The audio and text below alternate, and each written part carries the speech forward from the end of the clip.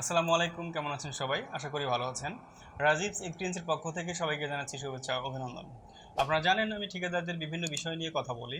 আজকে আমি কথা বলবো যারা একক মালিকানাধীন কোম্পানির মালিক রয়েছেন, মালিক একজন বাট কোম্পানি রয়েছে ৩ থেকে ৪টা, তাদের জন্য বিষয়টা আসলেই দুঃসংবাদ। কারণ সিপিটিউ একটা প্রজ্ঞাপনের মাধ্যমে অলরেডি জানিয়ে দিয়েছেন যে একক মালিকানাধীন একজন ব্যক্তি যদি ৩ থেকে ৪টা, ৫টা বা ১০টা কোম্পানি থেকেও থাকে, তারা শুধুমাত্র একটা কোম্পানি ইজিপিতে রেজিস্ট্রেশন করতে পারবেন।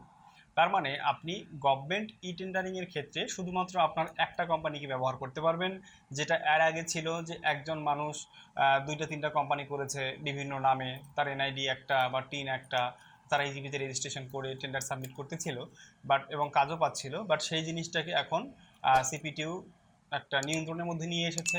তারা দেখাচ্ছে যে একটা টিন দিয়ে শুধুমাত্র একটা কোম্পানি থাকতে পারবে, এবং যদি অলরেডি ইজিপিতে রেজিস্টার থেকেও থাকে যে আমরা ২ বছর আগে বা ৩ বছর আগে ইজিপিতে রেজিস্ট্রেশন করে ফেলেছি, সেগুলো দিয়ে আমরা কাজকর্ম করতেছিলাম, সেখান থেকেও তাদের কোম্পানিগুলোকে সরিয়ে দিয়ে মাত্র একটা কোম্পানি রাখা হবে।